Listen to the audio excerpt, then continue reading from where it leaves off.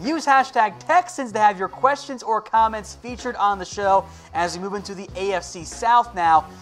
The number one needs for me, Mitchell, for Houston, it's offensive line. Go protect your franchise quarterback. And by the way, signing Matt Khalil for a $77 million deal is not protecting your quarterback. What about Donald Penn? I am so terrified right now that the Texans' plan is we're going to play Matt Khalil at left tackle. It didn't work in Minnesota. It didn't work in Carolina. Why is it going to work in Houston? I think what I think of like what the Texans are trying to do, it reminds me a lot of the situation that the Seahawks put Russell Wilson in just 2 years ago. And sure, Watson is an unbelievably athletic quarterback, but you still have to be able to build an offensive line around him because he's going to run for his life. A quarterback who's already dealt with a whole bunch of injuries in his career. Watson could be easily, hands down, the most sacked quarterback, and it wouldn't even surprise me a little bit. I am very concerned about that. Beyond that, the only other notable need that I have right now is cornerback for them. They did bring in Bradley Roby to help replace Kareem and Kevin Johnson and Jackson there. I still think that they need more help at corner, but you have 3 top 55 picks. At least one of them, and that's in a trade-up, needs to be spent on offensive linemen, if not 2 of them. Okay. You need help there. All right, Tom, what are they going to do with Jadeveon Clowney? I think they're going to make Clowney prove it this year. I don't think they're going to hand him a contract right now. So Clowney was the #1 overall pick in 2014. Do you think that Clowney has been underwhelming or been okay? I mean, I guess I should have did it this way. It didn't make any sense. I think he's been underwhelmingly okay. Like, he hasn't been bad by any means. That's fair. But if the expectations are Khalil Mack, he hasn't met those expectations. But he hasn't been bad either. The hype was really high for Clowney, understandably so, but he hasn't hit double-digit sacks quite Ever. yet.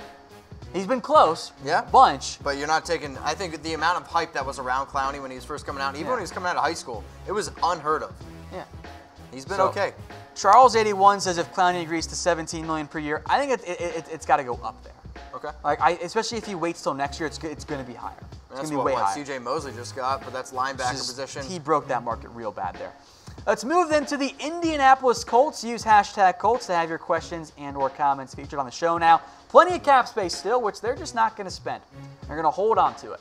The good news for the Indianapolis Colts is that after last year, I kind of think they overachieved, especially on defense. I mean, kind of like the Saints did a couple years ago. 1-5, and then just absolutely and then just got going.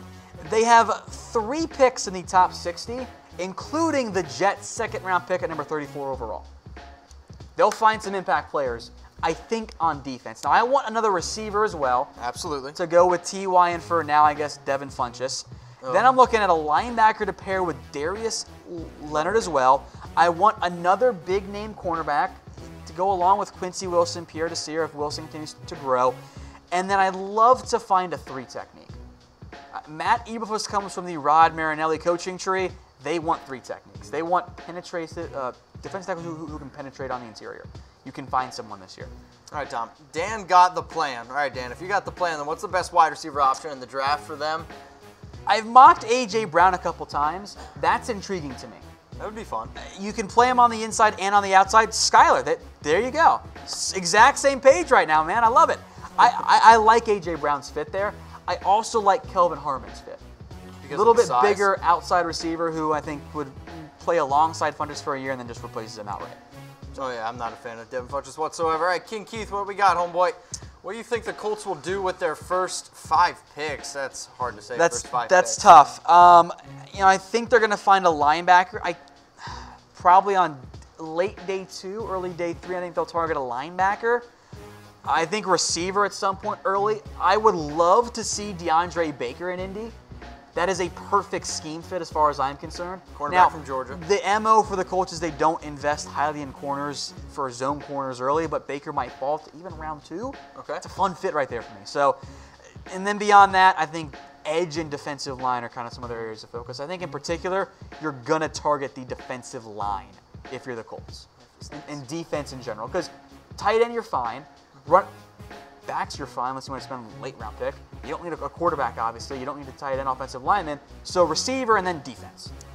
That's kind of my overall MO there for the Indianapolis Colts. And again, they're in really good shape right now. All right, folks, use hashtag Jags to have your questions or comments featured on the show. They went big. They paid Nick Foles a lot of money, bidding against themselves in the process, to hopefully find a way back to the AFC Championship game. Mitch, what do you think their chances are? Probably not very good. I still think this is one of those teams where their defense needs to be able to prove it. Now, I think last year the defense was just frustrated because the offense couldn't really move the football. But I think also they need to look at the running back position and what they're going to get out of Leonard Fournette. They need to obviously build the offensive line a little bit. Tight end is a big need for them, but I think what we saw in 2017, they probably should have went to the Super Bowl. They weren't that close, or far away. That far away. Yeah, the opposite of what I still had am said. not confident in the Jags because I am not confident that they can take down the Texans or that they can take down the Colts. And even the Titans, they're not a bad team. They won 9 games last year. As it relates to their first, even 2 picks, in some order, it needs to be right tackle, tight end. So if you cannot go into the year planning to start Josh Wells or Cedric Ogbuehi at right tackle. It is not going to work.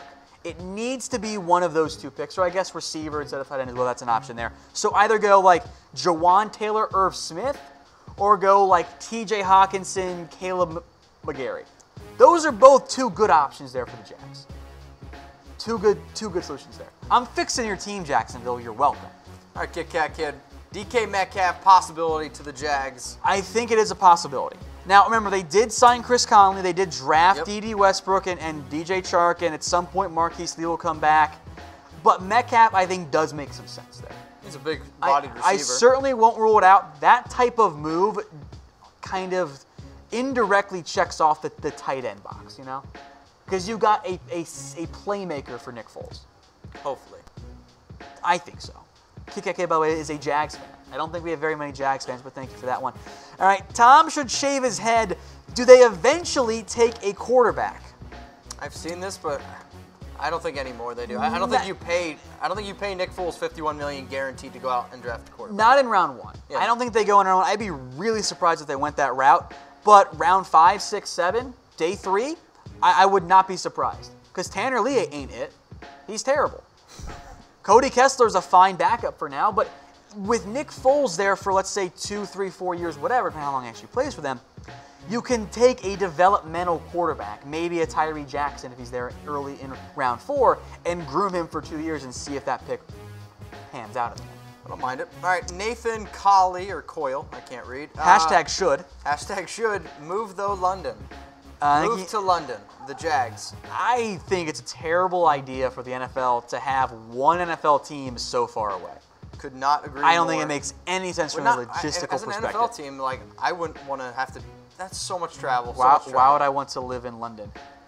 Yeah, that'd be bloody terrible. It's too difficult there. Nice that one. All right, let's move to the Tennessee Titans now. Use hashtag Titans to have your questions or comments featured on the show. 3 big moves that I really like by them this offseason, Mitch. They signed Cam Wake, they signed Roger Saffold, and they signed Adam Humphries, and then got swindled by the Dolphins in a trade for Ryan Tannehill. I like what they did a lot. You just want to talk about Marcus Mariota, don't you? Until the Titans get a different quarterback, I'm not going to be confident in their ability to win football games. I like their roster. How about better play for Marcus Mariota? Sure. Because he's been about as bad as I thought he was going to be in the NFL so far. Like, I also, though, they don't let him be Marcus Mariota, and if you're worried about his injury history, I get it, but Marcus Mariota is not a good enough pocket quarterback to get by in today's NFL. Like, I'm sorry. And they're building around him. He's super accurate at Oregon. Sure. Like, let him use more RPOs is what I want to see, in particular. And also stay healthy. Now they want to pound the ball with Derrick Henry, so I have no idea. That's fine, because he ran the ball really well. If they're going to do that, though, they need another offensive guard. They did bring in Saffold. I don't trust Kevin Pamphil as your number 2. Take an interior guy in round 1 or go edge. Neely Williams, will Mariota and Tannehill play a combined 16 games? Yes, they will. Because if one gets hurt, the other one comes in, that's double dipping. You get 2 games out of the one. The answer is yes. That's just math, guys. That's cheating. All right, Tris, how do you feel about the Titans free agency? Loved it. And how far do you think they could make it in the playoffs? If they make it, I don't think they're a playoff caliber team. So I'll just end it right there. Depends on what happens with Marcus Mariota. Like, they were a playoff caliber team last year, and he was banged up and they had to play Blaine Gabbert down the stretch. I also think that they had one of the easiest schedules in the NFL. Fair. Do you think that they're better than the Texans or the Colts right now? No. And They still almost made it last year, though, and they weren't. Sure, but I don't think 3 teams in a division are not, especially from the, are going to make it to the playoffs. So, sorry, Almost don't like it. last Dan year. got the plan. What should we got, Dan?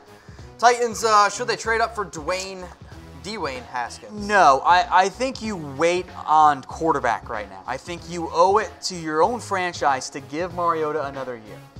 And then you make your decision next year as to, okay, is he actually our guy? Is he the quarterback that's going to get us to the playoffs, or do we cut bait and move on next offseason? Could you imagine if Marcus Mariota and Jameis Winston, 2 quarterbacks that were slam dunk prospects, in my opinion, Yeah. are both no longer starting quarterbacks next year? I mean, it wouldn't be the first time that the NFL's missed on quarterbacks. Scott Norris from Facebook, are the Titans serious contenders for the playoffs? I think they are legitimate playoff threats. But they're not going to make the playoffs. Okay, so we disagree a little bit, but we both think they're going to be in the playoff. They're an 8-8, 9-17.